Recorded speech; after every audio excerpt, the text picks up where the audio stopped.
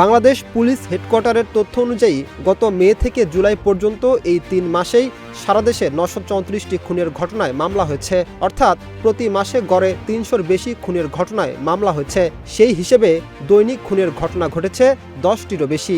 বাংলাদেশের পুলিশ সদর দপ্তর বলছে, চুরি ডাকাতির পরিমাণ আগের চেয়ে কিছুটা কমলেও খুন বা হত্যাকাণ্ডের ঘটনা নিয়ন্ত্রণে আনা যায়নি।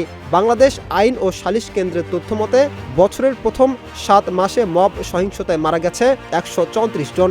একই সময় রাজনৈতিক সহিংসতায় মারা গেছে অন্তত ৭৭ জন। পরিসংখ্যান অনুযায়ী চলতি বছরের জানুয়ারি থেকে জুলাই পর্যন্ত বছরের প্রথম ৭ মাসে খুন বা হত্যাকাণ্ডের ঘটনায় মামলা হয়েছে ২০৭৬টি।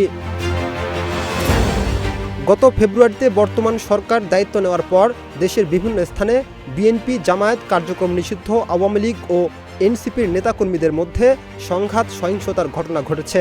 আইন ও সালিশ কেন্দ্রের তথ্য অনুযায়ী চলতি বছরের জানুয়ারি থেকে জুলাই পর্যন্ত সারা দেশে ৪০০টির বেশি রাজনৈতিক সহিংসতার ঘটনায় অন্তত ৭৭ জন নিহত এবং ২,৯৭৪ জন আহত হয়েছেন।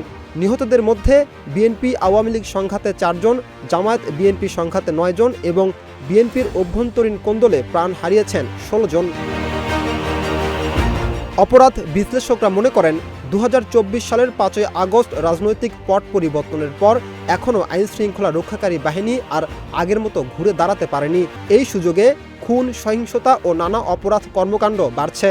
কিন্তু এই অপরাধ দমনে সরকার ও আইনশৃঙ্খলা বাহিনীর ভূমিকা নিয়েও প্রশ্ন তুলেছেন অপরাধ বিশেষজ্ঞরা। তবে অতিরিক্ত আইজিপি খন্দকার রফিকুল ইসলামের দাবি, আগে যে আইনশৃঙ্খলা পরিস্থিতি ছিল সেটি থেকে পরিস্থিতির একটু উন্নতি হয়েছে। মঙ্গলবার এই সংক্রান্ত একটি প্রতিবেদন প্রকাশ করেছে আন্তর্জাতিক সংবাদ মাধ্যম বিবিসি বাংলা। রাকিব হাসান, ইত্তেফাক নিউজ।